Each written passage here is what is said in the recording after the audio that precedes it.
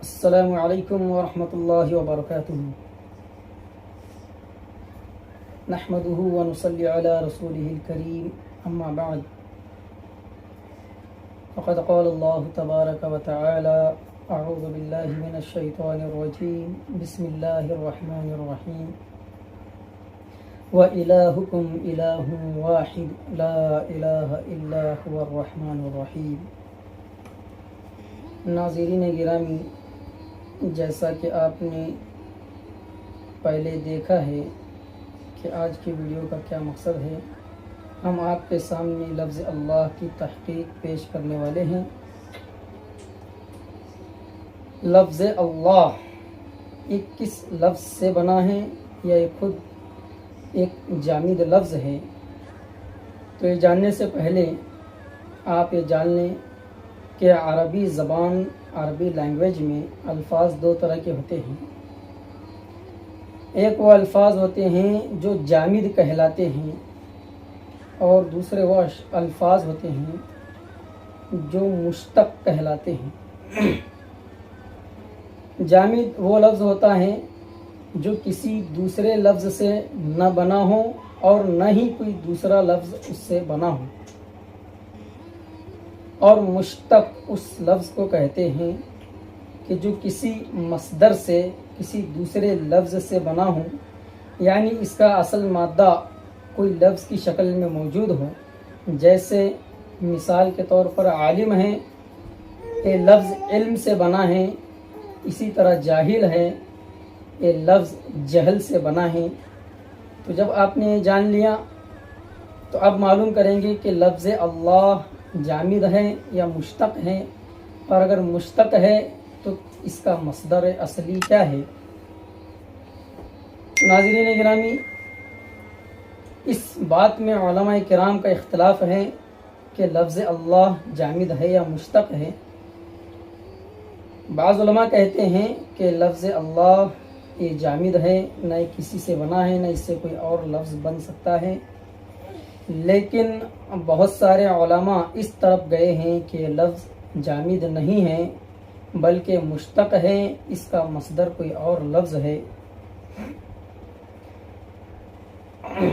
اب ہم جان لیتے ہیں کہ لفظ اللہ کا مشتق کیا ہے۔ بہت سارے علماء نے کئی مصادر، کئی اشتقاق بیان کیے ہیں، ان میں سے چند ہم آپ کے سامنے رکھتے ہیں، اور آخر میں ہم وہ لفظ بھی بتائیں گے جو ہمارے نزدیک زیادہ راجح اور قرین قیاس ہے۔ پہلا مادہ الہ یا اللہ سے الہ بنتا ہے، جس کا معنی ہے تحیر، یعنی حیرت انگیز ہونا، حیرت زدہ ہونا، کہ انسان جب اللہ تعالیٰ کی ذات و صفات نیز قدرت میں غور و فکر کرتا ہے تو عقل تحیر رہ جاتی ہے، عقل کام کرنا بند کر جاتی ہے۔ جیسا کہ باری تعالیٰ کا ارشاد ہے وَمَا أُوتِيتُم مِّنَ الْعِلْمِ إِلَّا قَلِيلًا، اور تمہیں بہت ہی تھوڑا سا علم دیا گیا ہے۔ اللہ تعالیٰ کی زمین و آسمان قدرت میں غور کرنے سے پتہ چلتا ہے کہ اللہ کی قدرت کتنی قوی اور کتنی ہی لامحدود ہے، اللہ تبارک و تعالیٰ کی قدرت کتنی وسیع ہے، جس کا احاطہ کرنا ہمارے عقول کے بس میں نہیں ہے۔ اسی معنی کے اعتبار سے اس کو کہا گیا کہ لفظ الہ یا اللہ یعنی تحیر ہونا سے مشتق ہے۔ بعض علماء کی رائے ہے کہ یہ لفظ لاتن سے بنا ہوا ہے، جس کے معنی ہیں بلندی اور ارتفاع۔ امام راضی رحمۃ اللہ علیہ فرماتے ہیں کہ الہ اور اللہ کا مشتق منہ لاتن ہے، جس کا معنی بلند ہونا ہے۔ اگر یہ معنی مراد لیں گے تو لفظ اللہ کا معنی ہوگا وہ ذات جو تمام تر کمزوریوں سے، عجز سے، حاجات سے، ضروریات سے، عیوب سے، نیز تمام تر کفر شرک سے بلند و بالا اور برتر ہوگی۔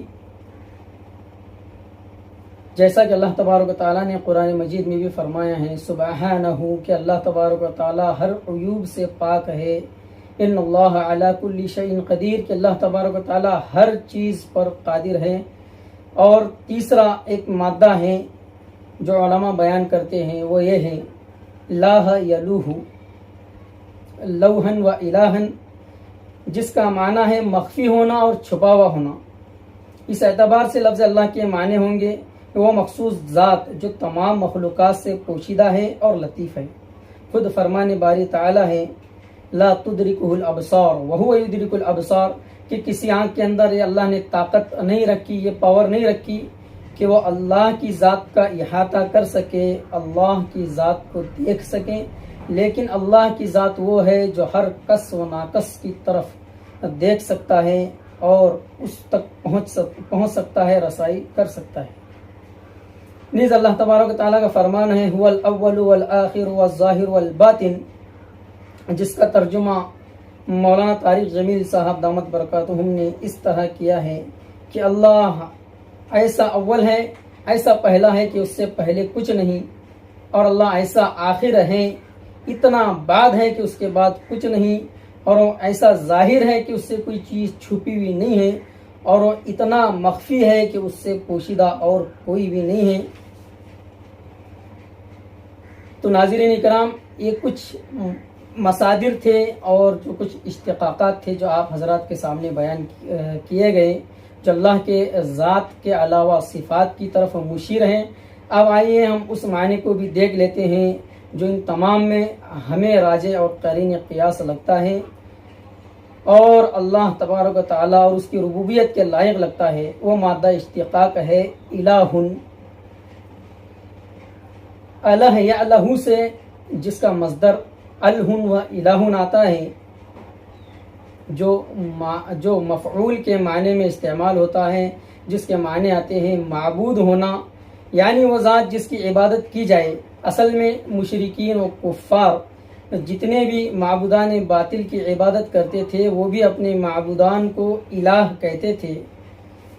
تو یہاں پر لفظ الہ کے اندر الف لام معرب باللام بڑھایا گیا، جو ایک کام کرتا ہے کہ جس پر یہ الف لام بڑھتا ہے وہ اس ذات کو، اس چیز کو مخصوص بنا دیتا ہے۔ تو الہن پر الف لام لگایا گیا تو وہ الالہ ہوا۔ اب الالہ میں سے حمزہ کو حذف کر دیا گیا تو اللہ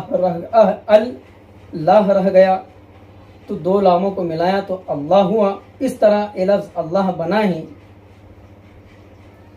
اب اس کا معنی اگر اس لفظ کو مراد لیا جائے تو اس کا معنی یہ ہوگا کہ وہ مخصوص ذات جو الوہیت کے قابل ہے، جو عبادت کے لائق ہے، اور اس کا ما سوا، چاہے نبی ہو، ولی ہو، تقی ہو، انسان ہو، جنات ہو، فرشتے ہوں، سب اس سے نفی ہو جاتے ہیں، یعنی کوئی اور چیز عبادت کے لائق نہیں ہے، صرف یہ ایک معبود ہے جو عبادت کے لائق ہے، جس کی پرستش کی جائے۔